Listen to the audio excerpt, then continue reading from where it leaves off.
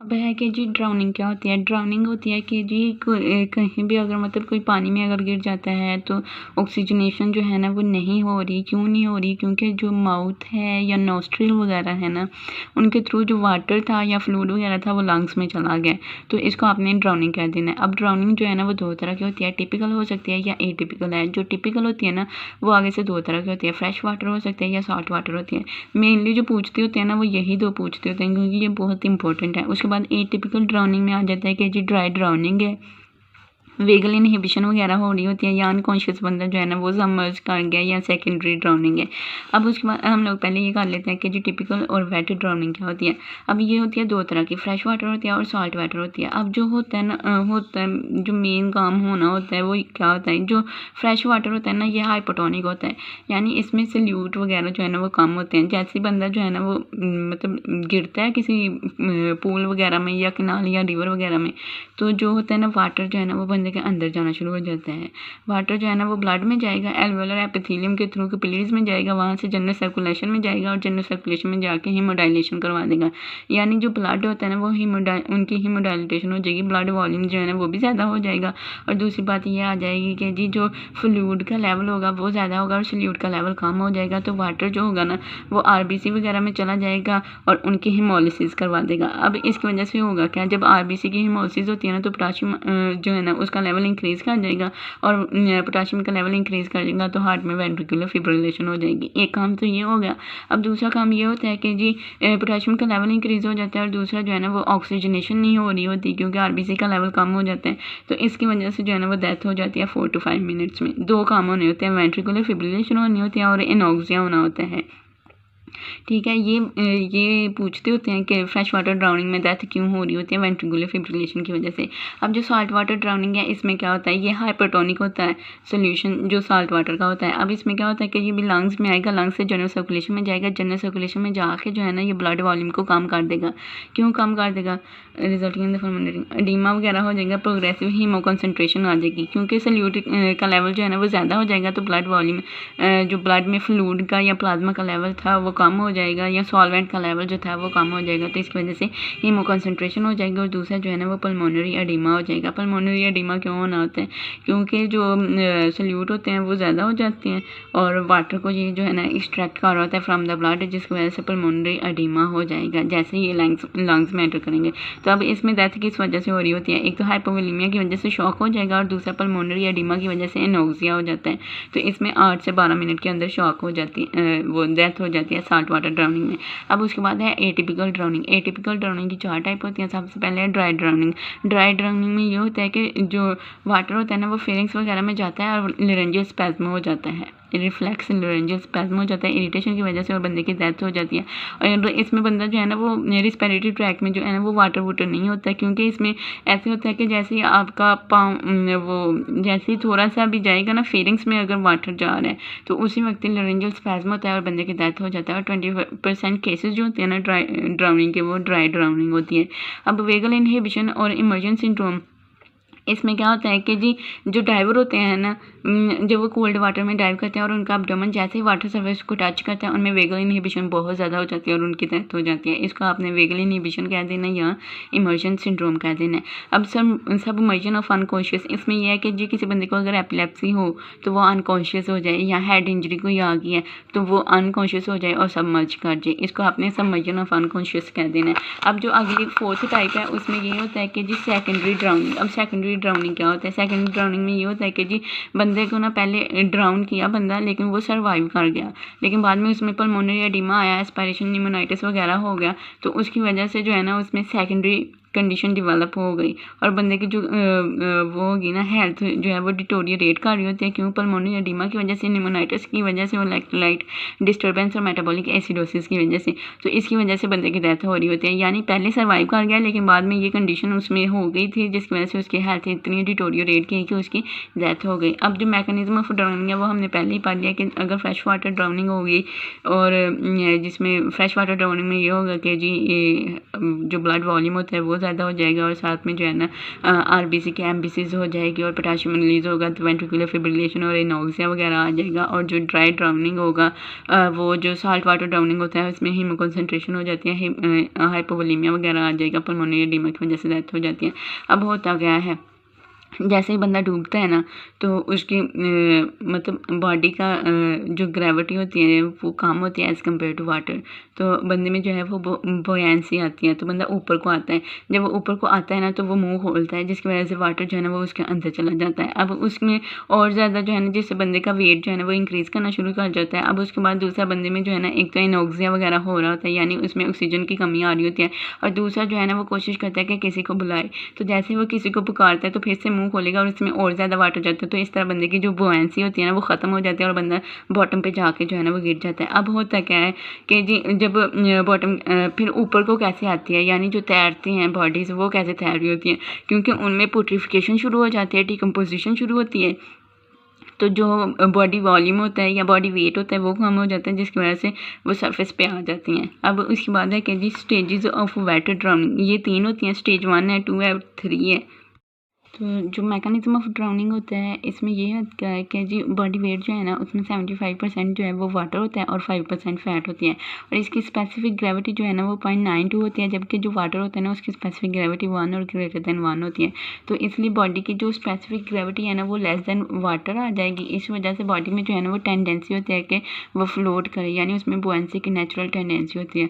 अब होता क्या है कि जब भी कोई बंदा जो है ना वो वाटर में गिरता है तो वो ऊपर आने की कोशिश करता है, जैसे ही वो सरफेस पे आता है तो वह हेल्प के लिए जो है ना वो शाउट आउट करता है, जिसकी वजह से वो अपना मुंह खोलता है और पानी जो है ना वो उसके लंग्स में, स्टोमिक में वगैरह में चला जाता है और एयर को रिप्लेस कर जाता है, जिसकी वजह से बोयांसी जो है ना वो कम हो जाती है। अब दूसरा ये होता है कि जी कफिंग बंदे में हो रही होती है क्योंकि वाटर की वजह से इरिटेशन होती है, तो जब बंदे में कफिंग होती है ना तो वाटर जो है ना वो और ज़्यादा रिस्पिरेटरी पैसेज वे में चला जाता है और रिपीटेड एफर्ट की वजह से इतना ज़्यादा पानी हो जाता है कि बॉडी वेट जो है ना वो इंक्रीज़ कर जाता है, यानी उसकी स्पेसिफिक ग्रेविटी जो है वो ज़्यादा हो जाती है और बंदा जो है ना वो बॉटम में चला जाता है, सिंक करना शुरू कर देता है। अब होता है क्या, बंदा जो है ना वो अनकॉन्शियस हो जाता है, उसकी जो टेम्पनम होती है ना उसमें हेमरेज हो जाते हैं, जिसकी वजह से उसको सेंस ऑफ डायरेक्शन का जो है ना वो पता नहीं रहता, और उधर जो लंग्स होते हैं उसमें कंटिन्यूस फीलिंग होती है, एक तो वाटर आ रहा होता है, दूसरा म्यूकस की सिक्रेशन ज़्यादा हो रही होती है, तो अब म्यूकस और वाटर जो है ना और साथ में जो एयर थोड़ी बहुत होती है तो ये सारी मिलती हैं, तो इनमें जो है ना एक वायलेंट एक्सपायरेटरी एफर्ट्स की वजह से जो है ना वो चर्निंग हो रही होती है, तो उस ये फ्रॉथ बना देते हैं। तो इसलिए जो ड्राउनिंग के बंदे होते हैं ना उनकी ये एंगल ऑफ द माउथ पे फाइन फ्रोथ प्रेजेंट होती है, तो कन्वर्जन बंदे में हो जाएंगी, और उसकी जो एक्सट्रीमिटीज़ वगैरह होती हैं वो हेल्प के लिए जब शाउट आउट करता है और अपनी ज़िंदगी को बचाने की कोशिश करता है तो उसके लिम्स वगैरह जो है ना वो मूव कर रहे होते हैं, एक्सट्रीमिटीज़ यानी उसकी मूव कर रही होती हैं, तो हो सकता है उसमें जो है ना वो एक्सट्रीमिटीज़ का अगर स्पैज़म वगैरह हो जाए तो क्लंचिंग ऑफ हैंड यानी कैडेवरिक स्पैज़म आ जाएगा, उसका हैंड में जो है ना कुछ वीड्स वगैरह हो सकते हैं, ग्रॉस वगैरह हो सकती हैं, इस तरह की चीज़ें आपको मिलेंगी। अब जो आगे हैं स्टेजेस ये खुद ही पढ़ लीजिएगा, ये कोई इसमें कोई नई बात नहीं लिखी हुई। अब जो मेन इंपॉर्टेंट है वो ये है कि जी पोस्टमार्टम अपीयरेंस कैसी होती है, इसमें एक्सटर्नल अपीयरेंस में और इंटरनल अपीयरेंस में हमने देखना है। तो एक्सटर्नल अपीयरेंस में आपको क्या लगता है कि क्या होगा, उसके कपड़े जो है ना वो वेट हो गए होंगे, उसकी स्किन जो है ना वो कोल्ड क्लेमी साइनोटिक स्किन उसकी आ जाएगी, उसकी आई जो है ना वो कंजेस्टेड हो जाएंगी, प्यूपल डायलेट कर जाएंगे, और अगर जो है ना क्यूटस एंसरीन यानी गूज स्किन, इसमें जो है ना वो होता है कि जो रेक्टर पिलाई जो है ना उनका स्पैस्म हो जाता है, तो ये नजर आएंगे। और दूसरा ये है कि जब हम लोग जैसे कपड़े धोते हैं तो हमारी स्किन जो होती है वो ब्लीच आउट, उसमें रिंकलिंग वगैरह अपीयर होना शुरू हो जाती है, तो उस बंदे में भी रिंकलिंग होगी और ब्लीचिंग हो जाएगी उसकी स्किन को, और इसको आपने कह देना है वाशरमैन हैंड्स। उसके बाद आ जाएगा पोस्टमार्टम लिविडिटी की डिस्ट्रीब्यूशन देख लेनी, फाइन फ्रॉथ होगी और उसके हाथ में जो है ना वो वीड्स वगैरह हो गई जिसको हमने कैडेवरिक स्पैस्म कहा था। अब कैडेवरिक स्पैस्म क्या होता है कि जो मसल्स होते हैं ना उसकी इंस्टेंटेनियसली जो है ना वो मसल की कॉन्ट्रैक्शन हो जाती है और कैडेवरिक स्पैस्म बन जाता है। जैसे अगर किसी ने गन की वजह से सुसाइड किया हो तो देखा कुछ लोगों के हाथ में गन रहती है और पकड़ी होती है उन्होंने, वो कैडेवरिक स्पैस्म की वजह से उन्होंने पकड़ी होती है गन्स। अब उसके बाद आ जाएगा कि जी इंटरनल फाइंडिंग्स हैं उसमें ये है कि रिस्पिरेटरी सिस्टम में क्या चेंजेस आ रही होती हैं।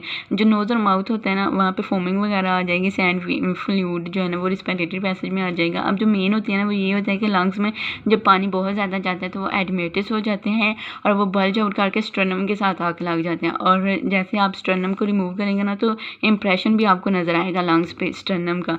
तो इसको आपने एडिमा एक्विज्म कह देना है। उनकी सरफेस जो है ना वो पेल होगी और pits on pressure on application of pressure. उसके बाद फ्रॉदी हो गया, फ्लूइड होगा, राइट हार्ट और वेन्स जो है ना वो डायलेटेड होंगी डार्क रेड ब्लड के साथ। जीआईटी में क्या होगा कि वही फ्लूइड वगैरह हो सकते हैं, कोई वीड्स वगैरह हो सकते हैं, इस तरह की चीज़ें आ जाएंगी। अब जो प्रेजेंस ऑफ डायटोम है ना ये बड़ा इंपॉर्टेंट है एमसीक्यू भी और डायग्नोस्टिक पॉइंट भी, कि अगर तो बंदे की ड्राउनिंग हुई है किसी ऐसे वाटर में जहाँ पे डायटोम प्रेजेंट थे तो उसके जो है ना आपको रिस्पिरेटरी पैसेज में डायटोम से नज़र आएंगे। डायटोम क्या होते हैं, ये एलजी होती हैं। तो ये अगर आपको उसके रिस्पिरेटरी पैसेज में नज़र आएंगे, इसको आपने डायटोम टेस्ट कर देना होता है। और डायटोम टेस्ट डायटोम की डिटेक्शन के लिए करते हैं। अब इसको करने का मेथड क्या होता है कि जी आपने स्टर्नम लेनी होती है, इसमें आपने ना बोन मैरो का स्मॉल पोर्शन लेना होता है, स्टर्नम लेनी होती है, उसको काटना होता है और वहाँ से मैरो का थोड़ा सा पोर्शन निकालना होता है। स्टर्नम लेंगे, स्टर्नम को काटेंगे और उसमें से थोड़ा सा बोन मैरो का पोर्शन निकाल देना होता है और फिर उसको जो है ना एक टेस्ट ट्यूब में ले लेना है। टेस्ट ट्यूब में लेने के बाद उसको नाइट्रिक एसिड के साथ आपने हीट करना होता है और यहाँ तक कि क्लियर फ्लूइड बन जाए। फिर उसको आपने कोल्ड करना होता है, सेंट्रीफ्यूज करना होता है और सेडिमेंटेशन के लिए रख देना होता है और फिर ऑब्जर्व करना होता है माइक्रोस्कोप में और इसमें आपको डायटोम नज़र आएंगे। अब डायटोम किन कंडीशन में नज़र आते हैं, ज़रूरी है कि अगर इन बंदे के रिस्पिरेटरी पैसेजवे में डायटोम नज़र आ रहे हैं तो इसका मतलब है कि जिस वाटर में वो ड्राउन किया था उसमें भी डायटोम होने चाहिए। यानी ये एंटीमॉर्टम और पोस्टमार्टम को डिफ्रेंशिएट करने के लिए बताएगा। उसके बाद आ जाएगा कि जी same species are present in the sample. उसके बाद आ जाएगा कि जी इसी तरह के दूसरे स्पीशीज जो है ना वो भी वहाँ पे प्रेजेंट होनी चाहिए, यानी कि उनकी डोमिनेंस वगैरह होनी चाहिए डायटोम्स वगैरह की, और एयर में नहीं होने चाहिए डायटोम। नहीं तो ऐसे ये भी हो सकता है कि एयर की वजह से डायटोम जो है ना वो अंदर चले गए, बंदे की ड्राउनिंग हुई नहीं थी। अब जो बायोकेमिकल चेंजेस आ रही होती हैं, बायोकेमिकल चेंजेस में यही है कि जी जो क्लोराइड कंटेंट होता है ना, अब क्लोराइड कंटेंट का पूछते होते हैं। क्लोराइड कंटेंट जो है ना वो दो तरह से आपने देखना होता है, एक साल्ट वाटर ड्राउनिंग का और एक फ्रेश वाटर ड्राउनिंग का। फ्रेश वाटर ड्राउनिंग में क्योंकि ब्लड वॉल्यूम ज़्यादा हो रहा होता है, इसमें सॉल्वेंट का लेवल ज़्यादा हो रहा होता है, तो क्लोराइड कंटेंट जो है ना वो डिक्रीज़ कर रहे होते हैं। 600 मिलीग्राम पर डेसीलीटर जो है ना वो नॉर्मल होता है और वहाँ से जो है ना वो 420 टू 480 मिलीग्राम पर डेसीलीटर तक रह जाता है। और जो साल्ट वाटर ड्राउनिंग होती है उसमें क्लोराइड कंटेंट जो है ना वो 800 टू 900 मिलीग्राम पर डेसीलीटर ऑफ द ब्लड तक पहुँच जाता है। अब जो गैटो टेस्ट होता है ना, इसको आप यूज़ कर रहे होते हैं chloride contents of the blood जो होते हैं ना उसके एस्टिमेशन के लिए। और ये बड़ा इंपॉर्टेंट एमसीक्यू है, पूछ रहे होते हैं कि गैटो टेस्ट क्या चीज़ है या इसको किस लिए इस्तेमाल करते हैं, तो क्लोराइड कंटेंट के चेक करने के लिए आप देखते हैं। उसके बाद टेम्पोरल बोन का हेमरेज आ जाएगा, ब्रेन की कंजेशन है, ग्रेटर वेन्स जो है ना उसमें रेड ब्लड सेल वगैरह आ जाएंगे, बस फ्ला। अब जो है ना ये फ़र्क पूछते होते हैं कि पोस्टमार्टम ड्राउनिंग, पोस्टमार्टम इमर्जन और ड्राउनिंग में क्या फ़र्क होता है। तो जो आपने ऑटोप्सी की फाइंडिंग पढ़ी है वो सारी चीज़ें इसमें लिख देनी है कि फ्रॉथ जो है, फ्रॉथ आ जाएगी, गूज फ्लैश है, कैडेवरिक स्पैज्म है, साइनोसिस है, फेशियल कंजेशन है, ये सारी जो है ना वो ड्राउनिंग में प्रेजेंट होंगी लेकिन पोस्टमार्टम इमर्जन में नहीं होगी।